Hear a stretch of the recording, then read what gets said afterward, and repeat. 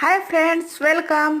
आज ना साधा सुद्धा भात वरणाचा बेत होता आमचा, म्हणून पहिले डाळ शिजायला टाकली आणि ना डाळीमध्ये ना मी शेवग्याच्या शेंगा टाकते. तेलुगूमध्ये ना शेवग्याच्या शेंगांना मुलिक्काया म्हणतात आणि त्यासोबतच ना मी टमाटे पण टाकते. टमाटे टाकले ना त्यामुळे भाजी आंबूस आंबूस होती आणि त्यामध्ये सांबर मसाला वगैरे टाकला ना खूप छान लागतं. सांबर सारखंच आपण सांबरमध्ये जास्त वेजीस टाकतो, पण हे नॉर्मल डाळ आहे ना त्यामुळे पण खूप छान लागते आणि डाळ भात खाऊ वाटत नाही, म्हणून मी त्यासोबत पकोडे पण केले होते.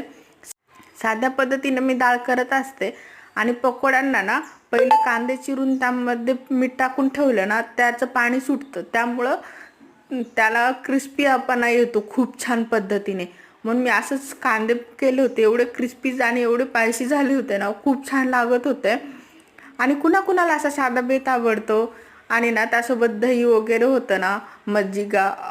मी तुम्हाला आता मज्जिगा म्हणले, आपल्यामध्ये ना मठ्ठा म्हणतात, ताक म्हणतात, तसंच तेलुगूमध्ये ना मज्जिगा म्हणतात.